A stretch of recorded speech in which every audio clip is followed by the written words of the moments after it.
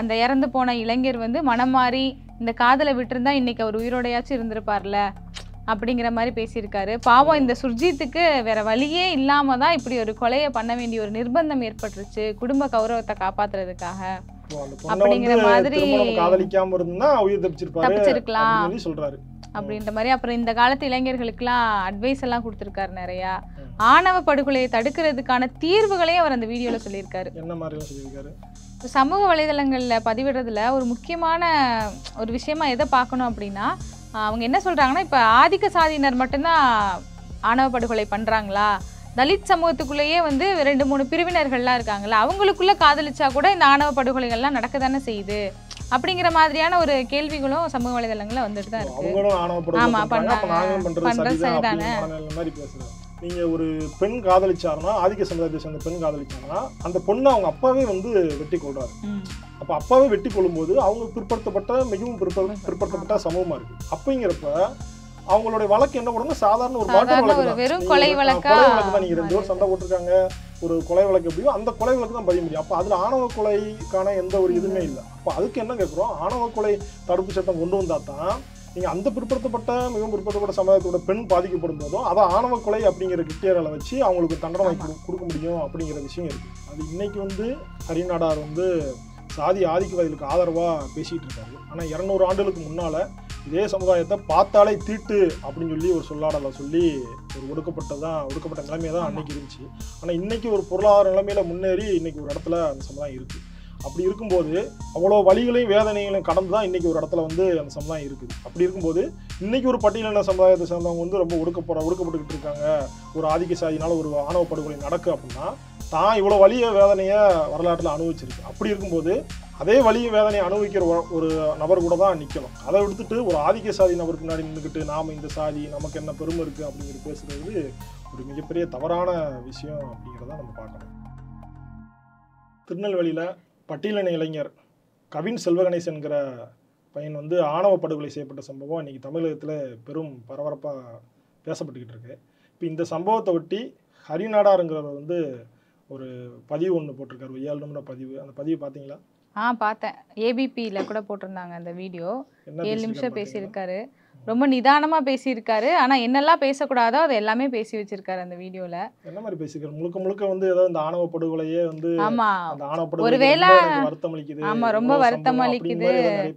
அந்த படுகொலை எல்லாத்துக்குமே நம்ம எதிராக தான் இருக்கோம், அதுல எந்த மாற்று கருத்தும் இல்லை. ஒருவேளை இந்த கவின் அந்த இறந்து போன இளைஞர் வந்து மனம் மாறி இந்த காதலை விட்டுருந்தா இன்னைக்கு அவர் உயிரோடையாச்சும் இருந்திருப்பார்ல அப்படிங்கிற மாதிரி பேசியிருக்காரு. பாவம் இந்த சுர்ஜித்துக்கு வேற வழியே இல்லாம தான் இப்படி ஒரு கொலையை பண்ண வேண்டிய ஒரு நிர்பந்தம் ஏற்பட்டுருச்சு குடும்ப கௌரவத்தை காப்பாத்துறதுக்காக அப்படிங்கிற மாதிரி.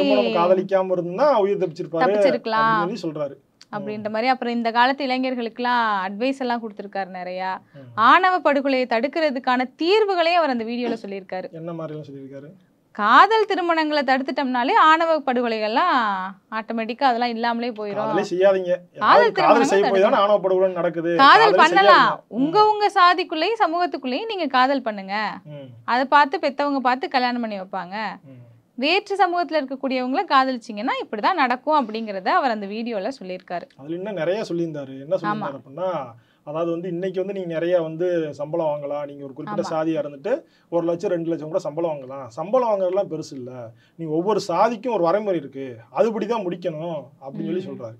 இப்போ இதுல வந்து என்ன பார்க்கணும்னா, இப்போ இதுக்கு முன்னாடி வந்து என்ன சொன்னாங்க அப்படின்னா, நீங்க வந்து சாதி ஒரு சாதி ஆதிக்க சமூகமாக இருக்குது, ஒரு பட்டியலின சமூகமாக இருக்குது, ஒரு பட்டியலின இளைஞன் வந்து ஒரு சாதி ஆதிக்க சமூகத்தோட பெண்ணை வந்து திருமணம் முடிக்கிறான்னு என்ன சொன்னாங்க, இவன் வந்து ஜீன்ஸ் போட்டுட்டு கூலிங் கிளாஸ் போட்டுட்டு வந்துடுறாங்க, நாடக காதல் பண்ணுறாங்க, எங்கள் பொண்ணோட சொத்தெல்லாம் பறிக்கிறக்காண்டி வந்துடுறாங்க, இவங்களுக்கு ஒரு வாழ்வாதாரம் கிடையாது எதுவும் கிடையாது வந்துடுறாங்க அப்படின்னு சொல்லக்கூடிய காலம் இருந்துச்சு.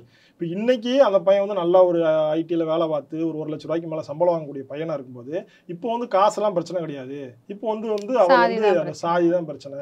அவர் வந்து இந்த மாதிரி ஒரு சமூகமாக இருக்கும்போது எதுக்கு போய் தேவையில்லாமல் போய் வந்து அவரை வந்து அந்த பெண்ணை வந்து காதலிச்சு திருமணம் பண்ணணும் அப்படின்னு சொல்லி நீங்கள் அதில் முழுக்க பார்த்தோம் அப்படின்னா, ஏதோ ஆணவ படுகொலை நடந்து வச்சு இது வந்து ஒரு பெரிய இது உண்மைக்கே பெரும் வந்து கஷ்டமான விஷயம் அப்படி சொல்கிற மாதிரி முழுக்க அதில் பேசுறதுங்கிறது என்னன்னா, சாதி விட்டு சாதி திருமணம் பண்ணாத, உன் சாதியில நீ திருமணம் பண்ணு, எதுக்கு நீ வந்து சாதி விட்டு சாதி திருமணம் பண்ற அப்படிங்கிற ஒரு வந்து ஒரு சாத்தியமே இல்லாத விஷயத்த சாத்தியம் இல்லாத விஷயன்றதை தாண்டி ஒரு எந்த ஒரு ஆர்ப்பாட்டமும் இல்லாம ஒரு அமைதியான முறையில மிரட்டல் விடுறது மாதிரி தான் இருந்தது அவரோட வீடியோ.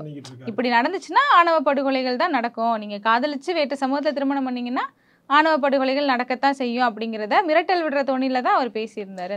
காலேஜ்ல இன்னைக்கு போய் காலேஜில் போய் படிக்கிறான், ஒரு இடத்துல வேலை பார்க்குறான், அப்போ காலேஜ் படிக்கிறப்ப கூட படிக்கிற பிள்ளைய பார்க்குறான், அந்த பிள்ளைகிட்ட பேசுகிறான், பேசும்போது அந்த பிள்ளைக்கு வந்து பிடிச்சிக்கிடுது, 2 பேரும் மனம் ஒத்து போகுது. நீங்கள் அதுக்கப்புறம் தான் அந்த பிள்ளையோட சாதியே என்னன்னு தெரிய வருது. ஒரு கட்டத்துல பேசும்போதே நீங்க என்ன ஜாதின்னு கேட்டா போய் பேச போற கிடையாது.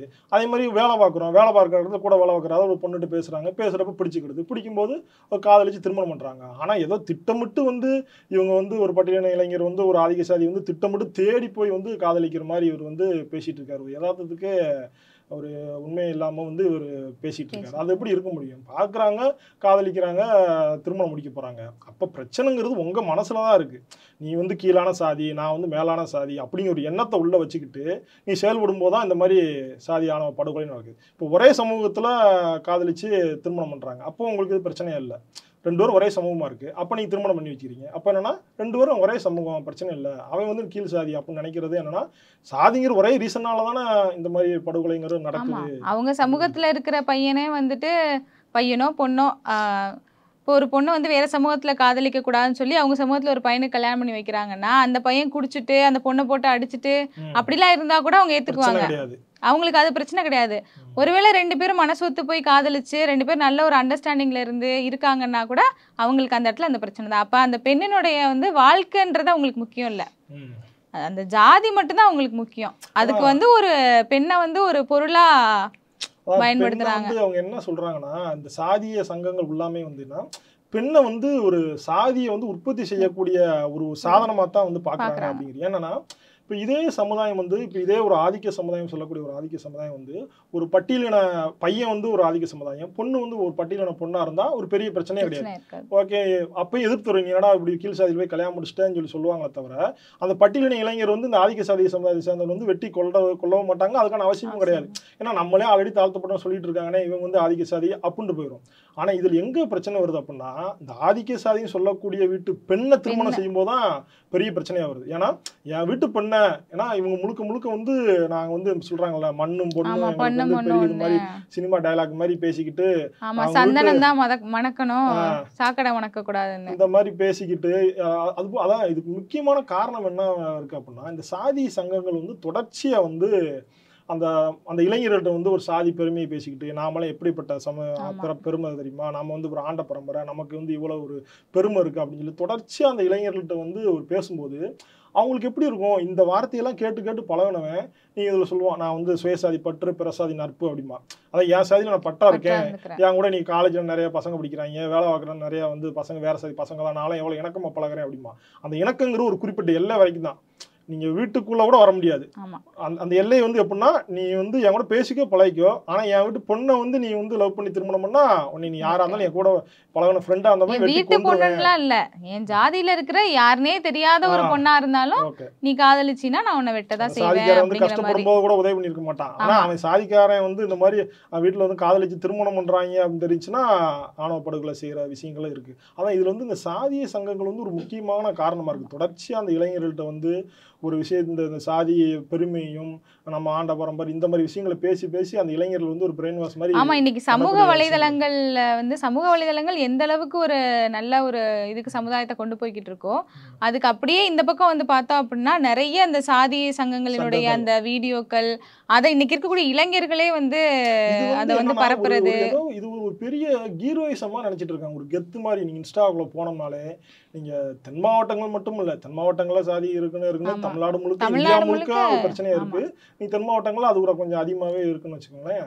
நீங்க இன்ஸ்டாவை திறந்தாலே நான் இந்த சாதிடா, ஒவ்வொரு சாதியும் ஃபயர் விட்டுக்கிட்டு நீங்க இதுல வந்து இப்ப இந்த சாதிய ஆதிக்க சாதிகளோட பார்த்து நீங்க பட்டியலின சமுதாயங்களே சில பல பிரிவுகள் வந்து இன்னைக்கு அந்த மாதிரி நிறைய இரையாகிறாங்க. நீ சாதி இல்ல அப்படின்னு சொல்லி போக வேண்டிய நேரத்துல அவங்களுமே சில பல பிரிவுகள் வந்து இந்த போதைக்கு வந்து உள்ளாகி நான் வந்து இந்த சாதிரா அப்படின்னு சொல்லி பெருமை, நீ மட்டும்தான் பெரிய சாதியா, நீ மட்டும்தான் ஒரு பெருமையான சாதியா, நானும் ஒரு பெருமையான சாதி தானே சாதியே இல்லைன்னு சொல்லி போராட வேண்டிய இடத்துல இருந்துக்கிட்டு நானும் ஒரு பெரிய சாதி தான்டா, நீ பெருசா நான் பெருசான்னு இப்போ சமூக வலைதளங்கள்லேயே இது வந்து ஒரு நமக்கே அதை பார்க்கும்போது ஐயோ நேரில் இருந்தால் வெட்டிட்டு குத்திட்டு செத்து போயிடுவாங்களோன்ற லெவலுக்கு தான் அவங்களுடைய பேச்சுவார்த்தைகள் எல்லாம் இருக்கும். அந்த அளவுக்கு இன்னைக்கு மோசமா போய்கிட்டு இருக்கு. அதான் இப்போ இந்த சம்பவத்தை ஒட்டியே நீங்கள் சமூக வலைதளங்களை பார்த்தா நீங்கள் சுஜித்துங்கிற ஒரு இளைஞன் தான் வந்து வெட்டிய படுகொலை ஆணவ படுகொலையை செஞ்சான்.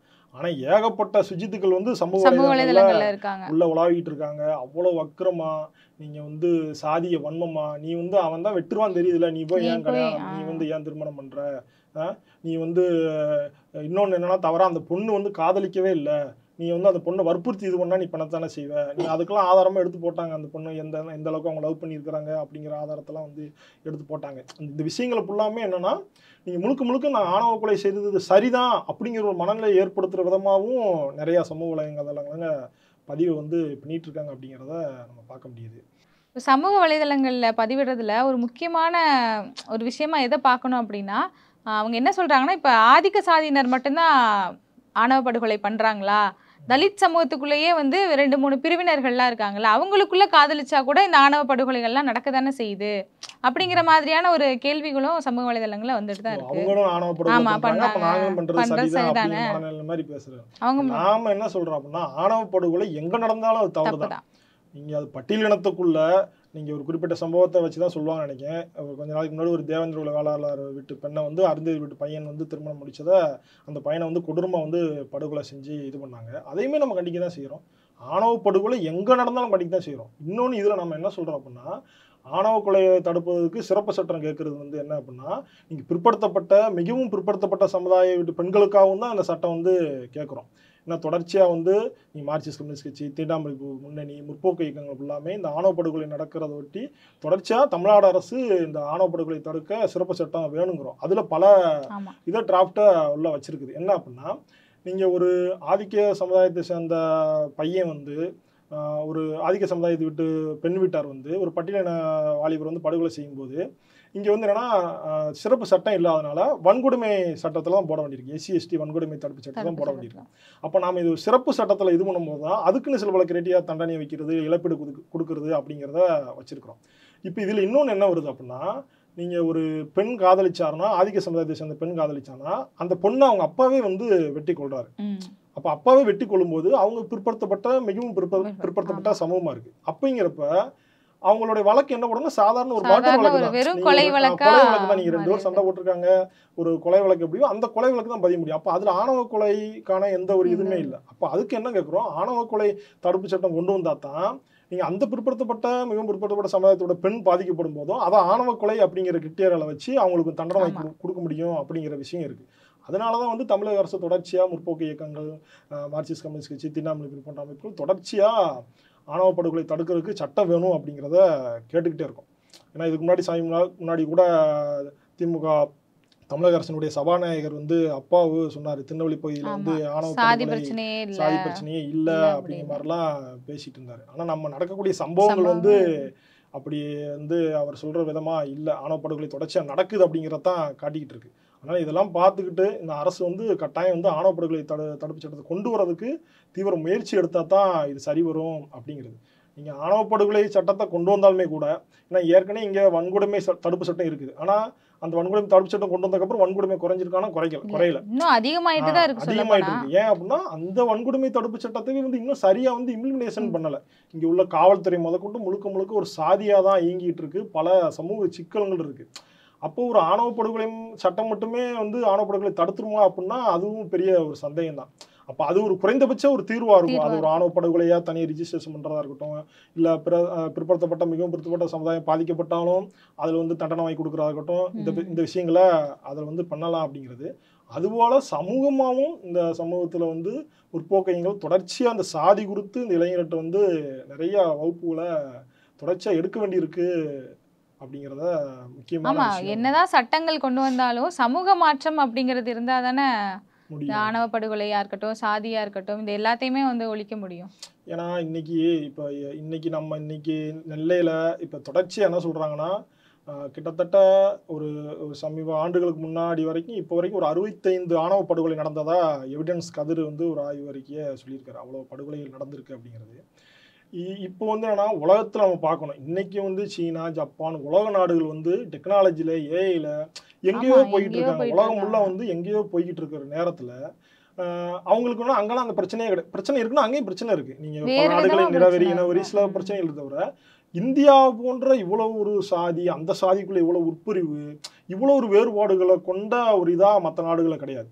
அப்போ அந்த நாடுகள் இதெல்லாம் பிரச்சனை இல்லாதனால வேற ஒரு விஷயங்கள்ல கவனம் எடுத்துக்கிட்டு நாடு வந்து முன்னேறிட்டு ஆமா. போயிட்டு இருக்கு. இங்க ஆனா நம்ம இன்னமும் வந்து இந்த இன்னமும் வந்து ஜாதி சாதி பிரச்சனைய மதத்தை வச்சுக்கிட்டு வைத்து ஏகப்பட்ட நீ ஒரு சாதாரண ஒரு இளைஞன் வந்து படிச்சாலே கூட அவனுக்கு பிரச்சனையா இருக்கு. நீ வந்து ஆமா. சின்னதுரைங்கிற ஒரு இளைஞனை வந்து பையனை வந்து அதிகமா எத்தனை மார்க் எடுத்துட்டான்றதுக்காக நீ எப்படி மார்க் எடுக்க மார்க் முடியும்னு எடுக்கலாங்கிற வெட்டி ஒரு இருக்காங்க. மனநிலை வந்து எப்படி எப்படி எப்படி உருவாக்கி புல்லட் ஓட்ட வச்சிருக்காங்க. முடியும், எப்படி செயின் போட ம். முடியும், அதான் இதெல்லாம் ஒரு காரணம்னு.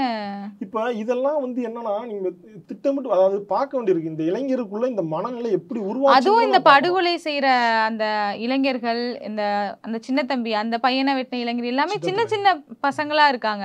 19 வயசு, 18 வயசு, 20 வயசு.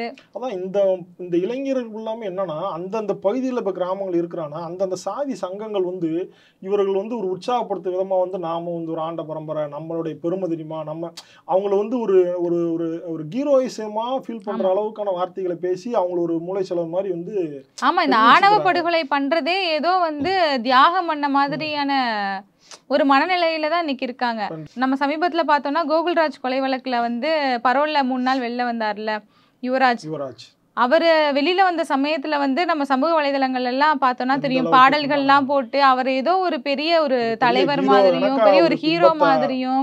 இப்ப அதெல்லாம் பார்க்கக்கூடிய அவங்க வீட்டுக்குடைய சின்ன சின்ன பசங்க பசங்களுக்கு என்ன மனநிலை தோணும், இதே இருக்கும் மனநிலை தான் அந்த இளைஞர்களுக்கு வரும். ஏன்னா இளைஞர்களுக்கும் பெற்றோர்களே இருக்கும். வந்து நீ படிக்கணும், இந்த மாதிரி விஷயங்கள்லாம் தெரிஞ்சுக்கணும் அப்படிங்கிறத தாண்டி இந்த மாதிரி நம்ம ஜாதி தான் முக்கியம், இதுதான் முக்கியம் வீடுகள்லையும் குடும்பங்கள்லையும் சொல்லி கொடுக்கும்போது அந்த குழந்தைகளுக்கு வந்து அப்ப இதுதான் கரெக்ட், நம்ம இப்படி இருக்கிறது தான் கரெக்ட் அப்படிங்கிற ஒரு மனநிலைமை தான் வரும். அதான் நீ சொல்ற மாதிரி குடும்பங்கள் வந்து குடும்பங்கள் முக்கியமா வந்து இதுல ஒரு ரோல் இருக்கு. குடும்பம் நீ ஒரு அதாவது என்னன்னா நம்ம பள்ளிக்கூடங்கள் என்னதான் அவங்க சொல்லி வளர்த்தாலும் குடும்பங்கள் இருக்குல்ல குடும்பங்கள் வந்து அங்கதான் அந்த குழந்தைகள் முழுக்க வந்து அவன் எப்படி உருவாக்கப்படுறாங்கிறது இருக்கு. அவனை சின்ன வயசுல இருந்தே நாம் இந்த சாதி நம்ம இந்த மதம் நமக்கு ஆமா. இவ்வளவு இருக்கு இங்க எல்லாம் கோயம்புத்தூர் பகுதிகள்ல எல்லாம் கூட இந்த வள்ளி கும்மின்ற ஒரு இதுல கூட சத்தியம் வாங்கிட்டு தான் அந்த வள்ளி கும்மியை ஆடணும், நம்ம ஆமா. ஜாதியில இருக்கிற பையனை தான் கல்யாணம் கல்யாணம் பண்ணிப்பேன் பண்ணணும் அப்படின்னு சத்தியம் பண்ணாதான் அந்த ஒரு கலையே கத்துக்க முடியும் அப்படிங்கறதெல்லாம் கூட தென் இருக்கு. மாவட்டங்கள்ல ஒரு விதமா ஒரு இருந்துச்சு விதமா அப்படின்னா இந்த இருக்குன்னா பொய்யில அந்த சாதியினுடைய தன்மை தன்மைகள் இந்த அதிகமா சாதி தான் விட்டு இருக்கு. சாதி திருமணம் செய்யக்கூடாது அப்படிங்கக்கூடிய ஒரு இதை வந்து இந்த கலை மூலியமா செய்யக்கூடிய விதமா கொங்கு மண்டல பகுதியில் இருக்கு. பொதுவா இன்னொரு ஒரு முக்கியமான இது என்னன்னு சொல்லுன்னு பார்த்தா,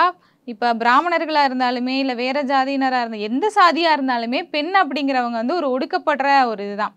ஆனா அதை கூட அந்த பெண்ணை உணர விடாம பெண்களே இன்னைக்கு சமூக வலைதளங்கள்ல தன்னுடைய சாதி பெயர்களை வந்து பேருக்கு பின்னாடி போட்டுக்கிறது, சாதி பாடல்களுக்கு வந்து அந்த ரீல்ஸ் பண்ணி போடுறது, அந்த சாதியை கொண்டாடுறாங்க பெண்களே. ஆனா அவங்களுக்கு தெரியல நம்மளே எங்கே போனாலும் நம்ம ஒடுக்கப்பட்டுட்டு தான் இருக்கோம், எந்த சாதியா இருந்தாலும் நம்ம ஒடுக்கப்படுறோம், நம்ம ஒரு ஆதிக்க சாதின்னு சொல்லப்படக்கூடிய ஒரு சாதியில பிறந்தாலுமே அந்த பெண் அங்கே ஒடுக்க தான் படுறா. ஆனா அந்த பெண்களுக்கு கூட அந்த ஒரு விழிப்புணர்வை கொடுக்காம இன்னைக்கு பெண்கள் அந்த நிலைமையில தான் இருக்காங்க இங்கேயும்.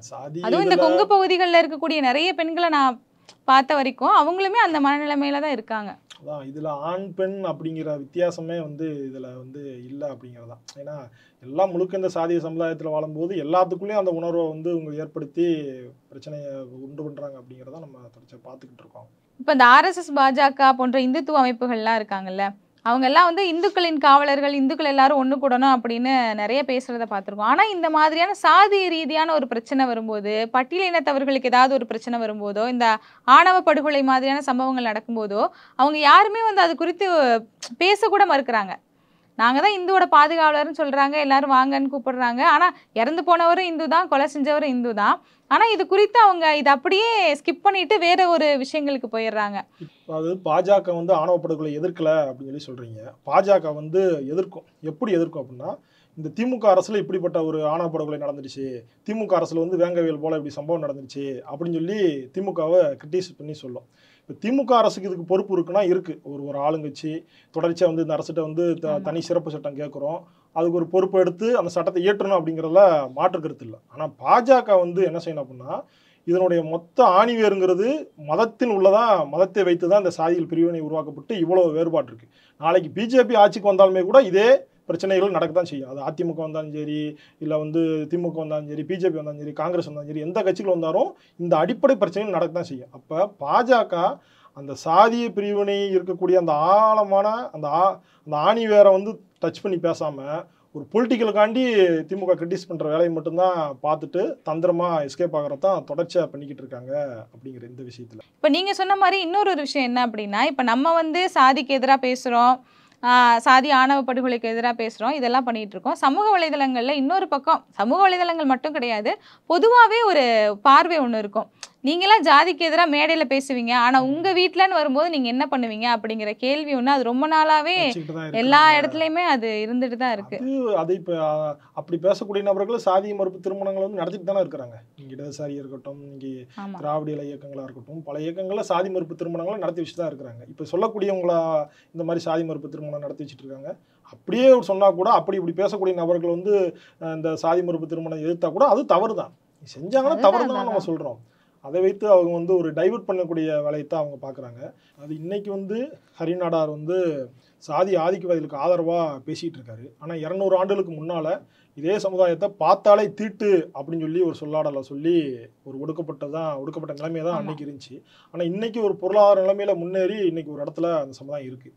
அப்படி இருக்கும்போது அவ்வளோ வழிகளையும் வேதனைகளையும் கடந்து தான் இன்றைக்கி ஒரு இடத்துல வந்து அந்த சமுதாயம் இருக்குது. அப்படி இருக்கும்போது இன்றைக்கி ஒரு பட்டியலின சமுதாயத்தை சேர்ந்தவங்க வந்து ரொம்ப ஒடுக்கப்பட்டுக்கிட்டு இருக்காங்க, ஒரு ஆதிக்க சாதியினால் ஒரு ஆணவ படுகொலை நடக்கு அப்படின்னா தான் இவ்வளோ வலிய வேதனையை வரலாற்றில் அனுபவிச்சிருக்கு. அப்படி இருக்கும்போது அதே வலிய வேதனையை அனுபவிக்கிற ஒரு நபர் கூட தான் நிற்கணும். அதை விடுத்துட்டு ஒரு ஆதிக்க சாதி நபர் பின்னாடி நின்றுக்கிட்டு நாம் இந்த சாதி நமக்கு என்ன பெருமை இருக்குது அப்படிங்கிற பேசுகிறது ஒரு மிகப்பெரிய தவறான விஷயம் அப்படிங்கிறத நம்ம பார்க்கணும். ஹரிநாடார் மட்டும் இல்லை, ஹரிநாடார் மாதிரி இருக்கக்கூடிய ஆண்களுமே ஏற்கனவே நம்ம சொன்ன மாதிரி பெண்கள் எப்படி நம்ம ஒடுக்கப்படுறோன்னு தெரியாமலே வந்து சாதி பெருமைகள் பேசிகிட்டு இருக்காங்களோ அதே மாதிரி தான் இவங்களும் நம்ம எவ்வளோ ஒடுக்கப்பட்டோம். நீங்கள் சொன்ன மாதிரி இந்த தோல் சீலை போராட்டம், மார்பகங்களுக்கு வரி இது பண்ணுறது, இதை பற்றியெல்லாம் எதுவுமே தெரியாமல் இன்றைக்கி நம்ம வந்து மெஜாரிட்டியாக எங்கே இருக்கோ அது பின்னாடி போய் நம்ம நின்றுட்டோன்னா நம்மளும் ஒரு பெரிய ஆள் மாதிரி காமிச்சிக்கலாம் அப்படிங்கிறதுக்காக நம்மளே ஒடுக்கப்படுறோம் அப்படிங்கிறது தெரியாமலே வந்து பொதுவெளியில் இந்த மாதிரி பேசுகிறது, சாதி ஆதிக்கவாதி மாதிரியே பேசுகிறது. நிறைய பேர் சாதி ஆதிக்கவாதிகளாக தான் இருக்காங்க. இவர் மாதிரியான எத்தனையோ பேர் இன்றைக்கி வந்து சமூக வலைதளங்களில் வீடியோ போடுறது, சாதிய மாநாட்டுகளில் பேசுகிறது, அங்கே போய் இளைஞர்கள்கிட்ட வந்து நம்ம ஏற்கனவே பேசின மாதிரி நம்ம ஜாதி தான் தெரியுமா, ஜாதி வரலாறு தெரியுமா, ஜாதி வரலாறு தெரியுமான்னு கேட்குறவங்க நம்ம ஜாதி எப்படி ஒடுக்கப்பட்டோம் அப்படிங்கிற வரலாறை வந்து இளைஞர்களுக்கு இன்றைக்கி சொல்லிக் கொடுக்க மறந்துடுறாங்க. இந்த மொத்த சாதி குறித்தான வரலாறையுமே வந்து நீங்கள் இடதுசாரி முற்போக்கு இயக்கங்கள்லாம் சொல்ல வேண்டி இருக்குது. சாதி குறித்த வரலாறை முழுக்க சொல்ல வேண்டி இருக்குது. எங்கேயுமே இல்லாத சாதி இங்கே மட்டும் எப்படி சொல்ல வேண்டி இருக்குது. இதற்கு பின்னால் என்ன அரசியல் இருக்குது அப்படிங்கிறத எல்லா விஷயத்தையுமே அவர்களுக்கு வந்து சொல்லி ஒரு படிப்பினை வந்து ஏற்படுத்த வேண்டியிருக்கு. அதுபோல் இன்றைக்கி இருக்கக்கூடிய இளைஞர்களுமே வந்து என்னென்னா இதை வந்து நிறைய படிக்கிறாங்க. இன்றைக்கி வந்து நிறைய புத்தகம் படிக்கிறாங்க, சோசியல் நிறைய பார்க்குறாங்க. இன்றைக்கி இந்த சம்பவத்தை ஒட்டியே நிறைய வந்து ஒரு பக்கம் இந்த சாதி ஆணவ கொலையை ஆதரித்து பதிவு போட்டாலும் கூட இன்னொரு பக்கம் வந்து என்னடா இன்னமும் இந்த காலத்தில் இப்படி நடக்காடா அப்படின்னு சொல்லி பல இளைஞர்கள் அந்த ஆதிக்க சமுதாயத்தை சேர்ந்த அந்த சமுதாயத்தை சேர்ந்த இளைஞர்களே கூட பல பேர் இன்னமாட இப்படி இருக்கிறீங்க அப்படின்னு சொல்லி ஒரு ஆதங்கத்தில் பதிவு போடக்கூடிய நிறைய பார்க்க முடியுது. இப்போ அதுபோக அந்த இளைஞர்கிட்ட ஒரு மாற்றத்தை வந்து ஏற்படுத்துறதுக்கு எல்லாருமே வந்து நம்ம செயலாற்ற வேண்டியிருக்கு அப்படிங்கிறது தான் ரொம்ப முக்கியமான விஷயமா இருக்கு. சட்டங்கள் எவ்வளவு முக்கியமோ அதை விட அதிகமான முக்கியம் அப்படிங்கிறது ஒரு விழிப்புணர்வு ஏற்படுத்தணும் சமுதாயத்துல. சமுதாய மாற்றம் நடந்தாதான் வந்து இது எல்லாமே மாறும். அதுக்கு நீ வரப்போற இளைஞர்கள் வந்து படிக்கணும், அவங்களுக்கு விழிப்புணர்வை ஏற்படுத்துற வகையில நிறைய நிகழ்வுகள் நடத்தப்படணும். இதெல்லாம் நடந்தாதான் கொஞ்சம் கொஞ்சமா மாற்றங்கள் அப்படிங்கிறது. இதுல எல்லோரும் சமங்கிறத பள்ளி கல்வியிலிருந்தே நம்ம சொல்லித்தரோம். இப்போ பள்ளி கல்விகளில் வந்து பாடப்புத்தகத்தில் முதல் பக்கத்தில் இருக்குது தீண்டாமை ஒரு பாவச் செயல், தீண்டாமை ஒரு பெருங்குற்றம், தீண்டாமை ஒரு மனிதத்தன்மையற்ற செயல்ங்கிற ஒரு 3 வரியிலே மட்டும் எல்லாம் கடந்து போயிடும். ஆனால் அது குறித்தான ஒரு சாதி குறித்தான புரிதலை முழுமையாக யாரும் சொல்லித்தரதில்லை. அப்போ இங்கே வந்து யாரும் உயர்ந்தவங்க கிடையாது, யாரும் தாழ்ந்தவர் கிடையாது, எல்லாம் சமந்தான் அப்படிங்கிறத அந்த குழந்தை பருவத்திலிருந்தே நீங்கள் சமூகமாக இருக்கட்டும், ஒரு பொது சமூகமாக இருக்கட்டும், குடும்பமாக இருக்கட்டும், இந்த பள்ளி கல்வியிலிருந்தே எஜுகேஷன் சிஸ்டத்திலிருந்து கொண்டு வர மூலியமாக தான் இங்கே வந்து என்னென்னா ஒரு மேம்பட்ட சமுதாயமாக இந்த சமுதாயங்கிறது மாறும்.